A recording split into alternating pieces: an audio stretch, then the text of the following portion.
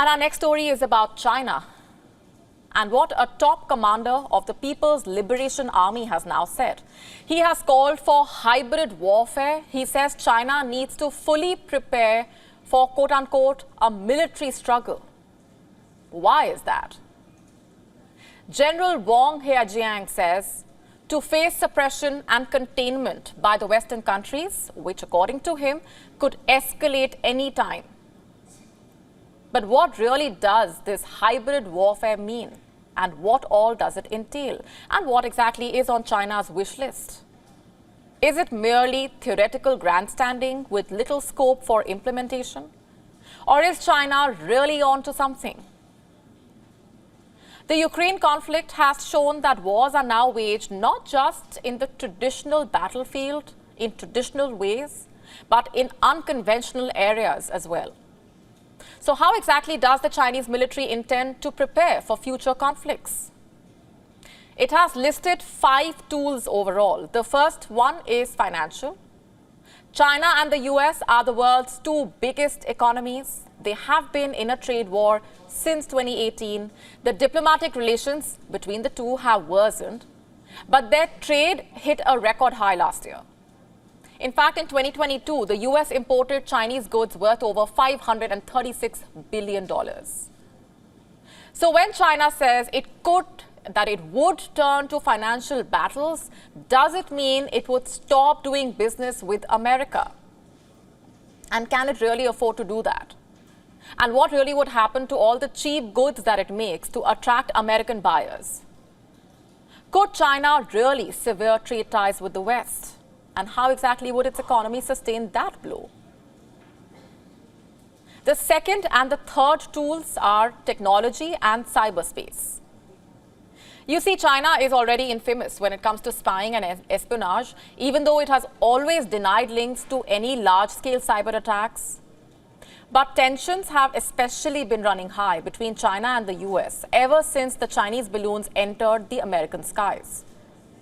And now Wang has called for China's military to closely follow the tech developments, including artificial intelligence, information network, aerospace.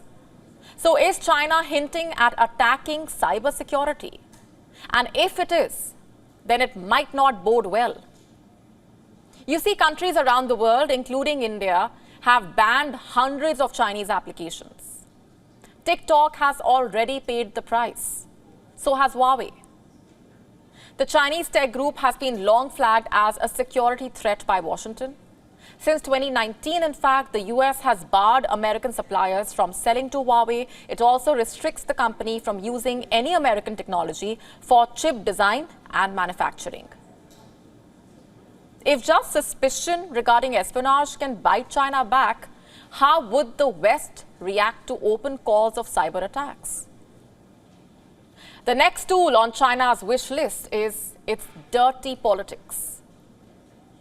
But it is at odds with the image that it has adopted of late. The country is playing peacemaker, or at least trying to. It is creating a diplomatic empire. Only 2 months ago, China brokered peace between Iran and Saudi Arabia. It also is positioning itself as a mediator between Russia and Ukraine. And given this scenario, can China really take an aggressive stance?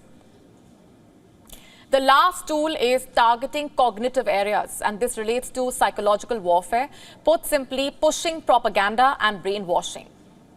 And it's again something that China is quite familiar with. Take its Confucius Institutes, for example, and these schools are funded and run by the Chinese government. They are meant to be culture and language centers in foreign countries that teach the Chinese culture, arts, heritage.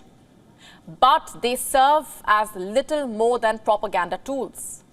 From bullying Taiwan to human rights violations in Xinjiang, the institutes impose Chinese ideologies on impressionable minds. You see, hybrid warfare combines covert and overt means, and now China is openly stating that it needs to push for it, especially in the face of Western suppression. And how exactly will this affect ties with the US?